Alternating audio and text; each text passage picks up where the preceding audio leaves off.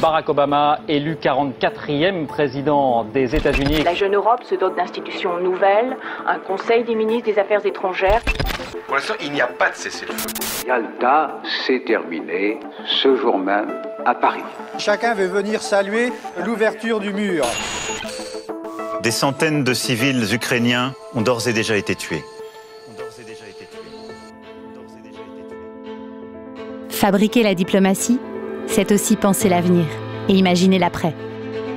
De nombreux États ont doté leur ministère des Affaires étrangères de structures plus ou moins indépendantes qui ont pour vocation de décrypter la marche du monde et d'en tirer des conseils, des orientations, qui viennent alimenter l'écriture de la politique internationale du pays. En France, depuis 1973, l'équipe du CAPS, le Centre d'analyse, de prévision et de stratégie, capte les grandes tendances de l'environnement international et se prête au difficile exercice de l'anticipation. Cette série, CAPS, 50 ans de futur, offre le récit de la création de ce centre à la fin de la guerre froide et des grands moments charnières des relations internationales, racontés par les voix des femmes et des hommes qui les ont pensés. Mon nom est Pierre Luller, je suis un diplomate de carrière. Je suis Muriel Domnac, j'ai été directrice adjointe du Centre d'analyse et de prévision. Justin Weiss, j'ai eu la chance de diriger le CAPS. Je suis Jean-Marie Guéhenno, je suis arrivé à la direction... Je suis Marie Dumoulin, j'ai été au CAPS de 2016 à 2018. Mon nom, Thierry de Montbrial, le premier chef du Centre d'analyse et de prévision du ministère des Affaires étrangères. Vous écoutez CAPS, 50 ans de futur. Une série du podcast Sources diplomatiques. Donc, je suis Justin Weiss. J'ai eu la chance de diriger le CAPS de mars 2013 à mars 2019, donc pendant un tout petit peu plus de 6 ans. Mais en fait, ma particularité, je pense, par rapport aux autres directeurs du CAPS, c'est que j'ai occupé pas mal de fonctions dans cette structure-là dès les années 90, puisque je suis arrivé comme stagiaire en 1997. Et puis ensuite, j'ai eu un autre rôle, puisqu'il y avait personne qui travaillait sur les États-Unis à l'époque. Et à partir de l'automne 97, pendant plusieurs années, j'ai été consultant sur les États-Unis et j'ai produit pas mal de notes à cette époque-là. Et puis, en revenant des États-Unis à nouveau d'un autre séjour à la Brookings Institution en 2003, le même Gilles Andréani, qui lui-même était revenu comme directeur du CAP, m'a proposé de m'embaucher comme chargé de mission. Et donc j'ai rempli cette 3e fonction.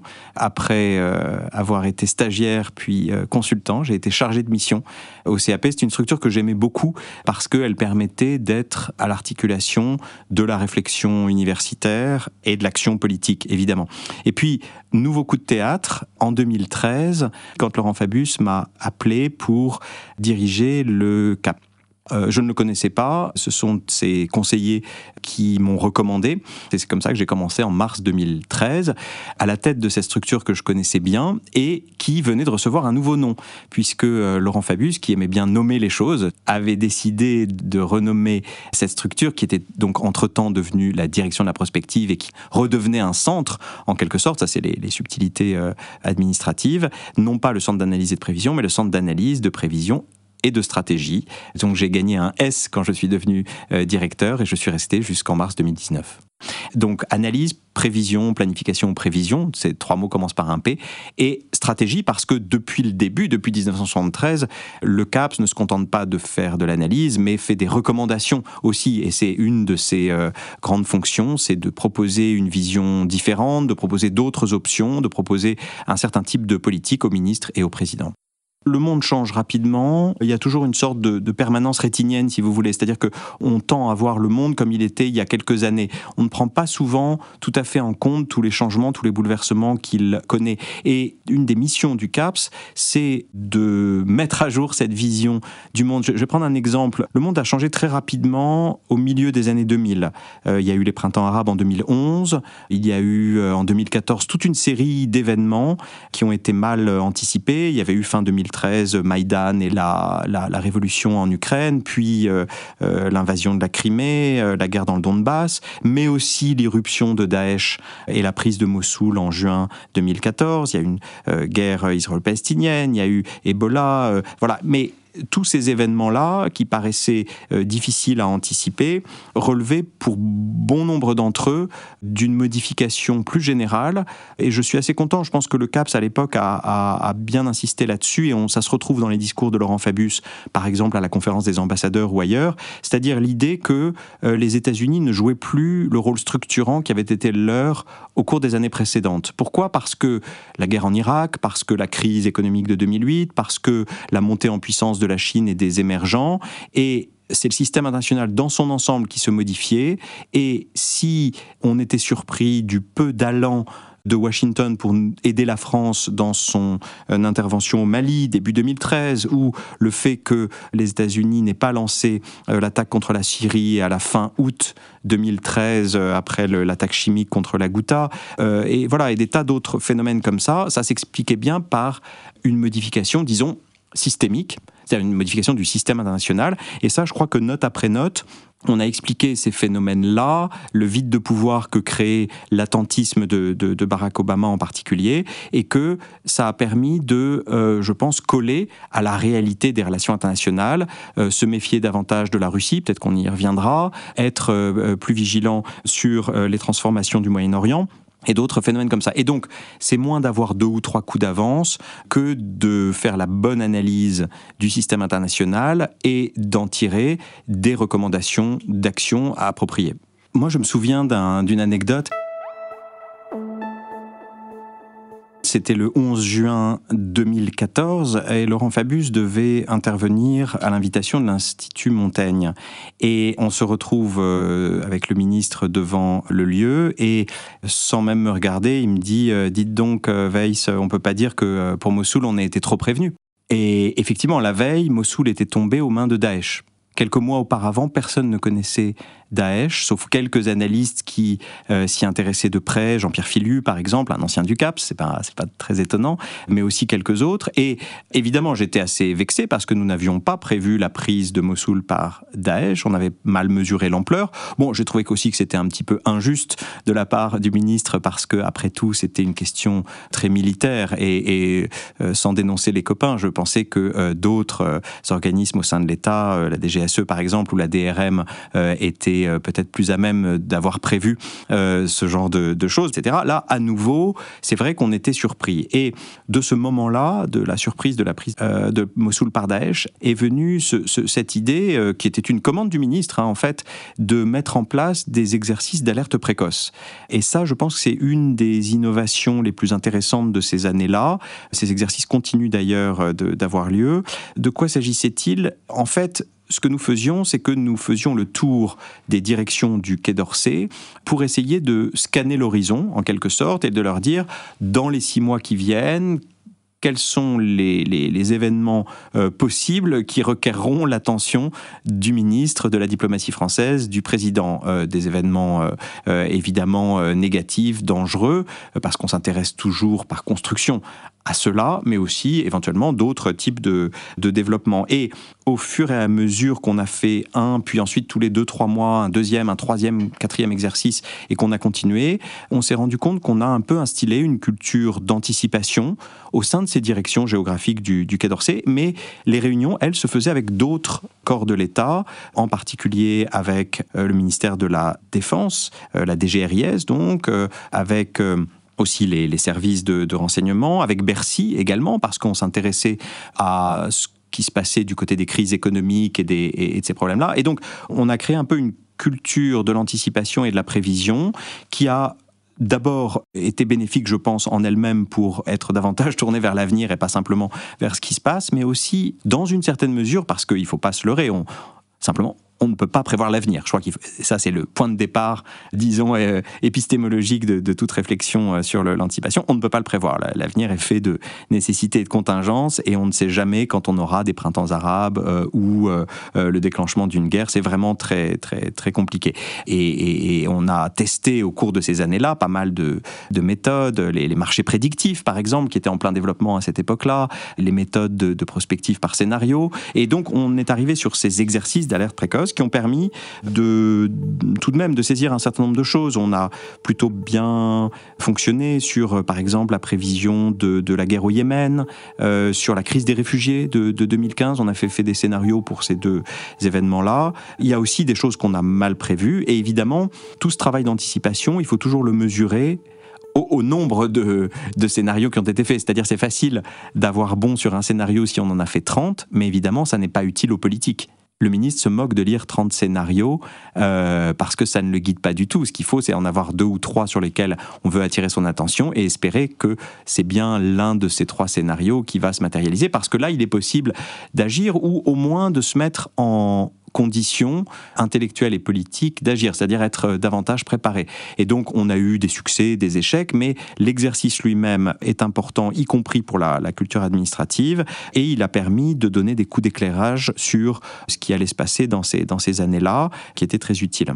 Évidemment, le fait de prévoir des crises, quand on arrive à les prévoir, quand on ne crie pas au loup sur trop de scénarios qui finalement n'adviennent pas, toute la difficulté, c'est que le CAPS peut donner des alertes, faire des prévisions, ça ne veut pas dire qu'il donne les clés de l'action politique. Parce que là, on rencontre une aporie, on rencontre une contradiction qui est insoluble, qui est que les moyens de régler une crise n'arrive que quand la crise elle-même arrive. C'est-à-dire que tant qu'il n'y a pas cette crise-là, tant qu'il n'y a pas le capital politique que procure la crise, il n'y a pas de moyen vraiment d'agir dessus.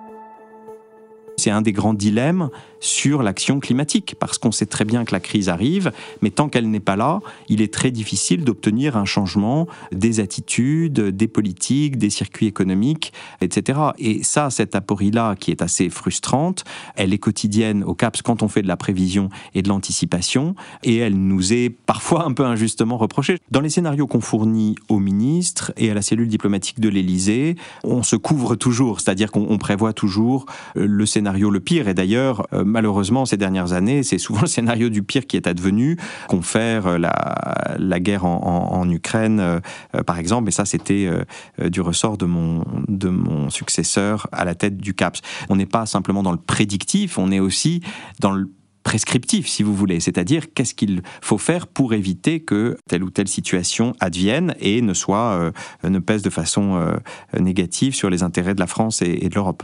J'ai un exemple qui est important parce que ça a été tout de même un point tournant qui remonte à l'année 2014. Vous vous souvenez peut-être que dans le contexte de cette année, il y avait eu la réaction à la révolution en Ukraine, la prise de la Crimée, puis ensuite l'attaque dans le Donbass et notamment des offensives assez violentes au cours de l'été 2014 par la Russie. Et vous vous souvenez peut-être aussi que auparavant, sous Nicolas Sarkozy, 2 navires Mistral, des navires de commandement très imposants, très gros, très puissants, avaient été vendus à la Russie. Au cours de l'été, le président François Hollande, je me souviens, je crois que c'était fin juillet, avait fixé le cap. Le premier navire Mistral sera livré et pour le deuxième, on verra parce que tout de même, la Russie s'est mise en contravention du droit international, etc. C'était aussi le moment du processus de Normandie qui avait été initié en juin, c'est-à-dire la discussion entre Merkel, Hollande et les Russes et les Ukrainiens sur cette question-là. Et donc, le président François Hollande avait en quelque sorte pris une demi-décision qui consistait à livrer le premier bateau, mais à réserver l'option du deuxième. Et puis, à mesure que l'été se déroulait, on était de plus en plus gêné par la perspective de la livraison du premier Mistral pour une série de raisons qui tenaient à beaucoup de considérations, mais notamment une considération assez simple qui était que on pouvait être certain que si il y avait des opérations militaires dans les années suivantes, comme la Russie avait montré qu'elle pouvait le faire en 2008 en Géorgie, puis en 2014 en Ukraine, et bientôt on le verrait en Syrie à partir de l'année suivante, elle utiliserait ces bateaux. Or, ces bateaux sont très visibles, ils sont très puissants, c'est quasiment des porte-avions en termes de taille. Et bref, il nous semblait que la décision de maintenir la livraison du premier Mistral était contestable. Et donc, au retour de vacances, en quelque sorte, on a mis sur le bureau du ministre une note qui expliquait en gros pourquoi on recommandait de ne pas livrer le premier navire Mistral à la Russie. Et cette note qui a été passée par Martin Briens à Laurent Fabius lui a servi de point d'appui en quelque sorte pour lui-même prendre une décision qu'il avait peut-être déjà prise en son fort antérieur, ça je ne sais pas, il faudrait lui demander. Mais en tout cas, il s'est servi de cette note, et on a encore la note annotée de la main du ministre qui montre le cheminement qu'elle a eu. Et finalement, fin août, début septembre, dans un contexte, il y avait plein de choses différentes, un sommet de l'OTAN, etc., le président Hollande a décidé de ne pas livrer ce navire. Et évidemment, rétrospectivement, on ne peut que se féliciter de cette décision, et moi je suis très content que le CAPS ait poussé dans ce sens-là. Les conditions doivent être réunies pour que le navire soit livré. Quelles sont les conditions ? Un cessez-le-feu et un règlement politique. Aujourd'hui, ces conditions ne sont pas réunies. Et pourtant, beaucoup de gens nous ont critiqués pour ça, parce que quand on voit ce qui s'est passé après, et en particulier les opérations militaires russes en Syrie dès l'année suivante, qui ont été très violentes et opérées en partie depuis la mer Méditerranée, il n'y a aucun doute que le navire aurait été utilisé par les Russes pour faire encore plus de frappes en Syrie. Donc là, on a un exemple où une note du CAPS a servi d'aide à la décision dans un sens qui me semble rétrospectivement justifié. Il me semble qu'une des choses intéressantes qu'on a réussi à mettre en valeur pendant ces années-là, les années 2013-2019, c'est la montée de la multipolarité, c'est-à-dire la montée en puissance d'autres pays que les États-Unis et que l'Occident, et donc une plus grande diversification du monde et des relations internationales, concomitante à une, ou disons même cause d'une plus grande difficulté à pratiquer le multilatéralisme. C'est-à-dire qu'on se rend compte que le multilatéralisme, qui n'a jamais eu d'âge d'or en réalité, qui n'a jamais marché parfaitement, mais a tout le moins fonctionné un peu mieux lorsqu'il y avait une puissance dominante, donc dans les années 90 ou 2000, qui était la garante du système, les États-Unis, et que la situation croissante de multipolarité, avec plusieurs puissances qui deviennent non pas l'égale des États-Unis, mais qui deviennent de vrais challengers, la Chine évidemment, dans une certaine mesure la Russie, l'Inde, le Brésil, bref le monde émergent, que au fond le multilatéralisme est de plus en plus grippé. Alors il y a eu tout de même des avancées, je pense à la COP21 en 2015, sur lequel le CAPS avait aidé de façon très significative, qui était une grande avancée multilatérale. Je pense à la résolution du problème du nucléaire iranien, au moins temporaire, aussi en 2015. Et puis, tout récemment, je pense à quelques avancées du type l'accord de Montréal-Kunming sur la biodiversité, qui est très important, ou encore l'accord sur la haute mer. Donc, on voit qu'on peut encore avoir des grands traités internationaux, des grands accords qui rassemblent les 195 plus ou moins pays de l'ONU. Mais c'est de plus en plus difficile. Et la réalité, c'est que le multilatéralisme se porte mal, et aussi que le nombre d'acteurs a augmenté et que les institutions traditionnelles ne les prennent pas toujours en compte. C'est une des raisons qui ont guidé notre recommandation de créer une sorte d'organisme ou de forum qui rassemblerait tous ces différents acteurs là, c'est-à-dire non pas seulement les États et les organisations internationales, mais aussi le secteur privé, les banques de développement, les ONG, les fondations philanthropiques. Le 11 novembre 2018, nous fêterons le centenaire de l'armistice de 1918. À Paris, nous inviterons les chefs d'État qui ont participé à cette grande guerre et de nombreux autres chefs d'État pour essayer ensemble de tenir la promesse que nous nous étions alors faite. Plus jamais ça. Aussi, avons-nous décidé d'organiser notre forum pour la paix à cette occasion. Ce forum, qui se tiendra à Paris, le 11, 12, 13 novembre 2018, aura pour but de rassembler des chefs d'État et de gouvernement, des dirigeants d'organisations internationales, des dirigeants d'ONG, des intellectuels, des acteurs, toutes celles et ceux qui veulent penser, agir, faire le multilatéralisme d'aujourd'hui, construire la paix parce qu'elle est en danger. Et donc l'idée du Forum de Paris sur la paix, c'était une réponse à cette crise du multilatéralisme et l'idée qu'on pouvait faire mieux, proposer quelque chose de nouveau dans la lancée de la COP21 de 2015, c'est-à-dire en associant la société civile, encore une fois, les ONG, les fondations et d'autres, et le secteur privé, dans un rendez-vous annuel qui permettrait de s'occuper des grands problèmes globaux, ceux qui concernent les espaces communs, les océans, les pôles, le cyberespace, l'espace, ou l'espace extra-atmosphérique, mais aussi les biens publics globaux comme l'éducation ou la santé, c'est-à-dire ce qu'il faut produire en commun pour avoir une vie sur Terre qui soit un petit peu meilleure pour tout le monde. Et c'est largement de là qu'est sorti le Forum de Paris sur la paix, des réflexions conduites d'abord par Yves Saint-Jour dans un rapport qui lui avait été commandé par Laurent Fabius en 2016. Alors là, c'était plutôt sur les think tanks français, qui est aussi un autre aspect du travail du CAPS. Et ensuite, moi, j'avais demandé à Pierre Buller, l'ancien ambassadeur en Pologne, qui sera ensuite le directeur de l'Institut français, qui est un diplomate intellectuel et lui aussi un grand ancien du CAPS, de faire un rapport sur la stratégie d'influence française, notamment dans le domaine des idées, et qui, au cours du premier semestre 2017, avait pondu un rapport pour le CAPS, excellent, qu'on a remis au ministre, mais aussi qu'on a remis au nouveau président de la République, Emmanuel Macron, qui a pris ses fonctions en mai 2017, et qui recommandait toute une série de choses, y compris la création de cette conférence annuelle, comme on l'appelait à l'époque, sur la régulation de la globalisation, comme on disait à l'époque, mais qui en fait va devenir, une année plus tard, sous mon impulsion, le Forum de Paris sur la paix. Et la première édition ayant eu lieu au moment du centenaire de la Première Guerre mondiale, 11 novembre 2018, on a décidé de l'appeler Forum de Paris sur la paix, même si l'objet n'en était pas vraiment, disons, la négociation de paix ou la géopolitique, mais plutôt la gouvernance globale.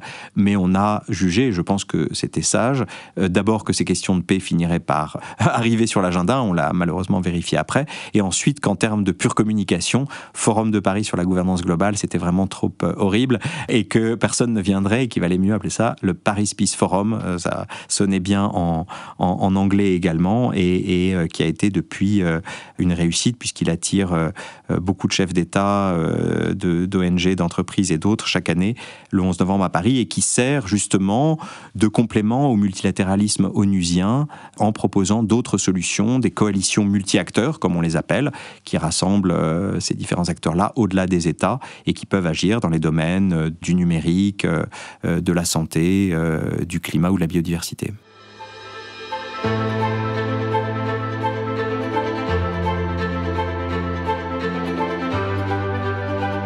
Vous écoutez CAPS, 50 ans de futur, une série du podcast Sources diplomatiques. Sources diplomatiques est le podcast du ministère de l'Europe et des Affaires étrangères, une plongée au cœur de la diplomatie française, disponible sur toutes les plateformes d'écoute.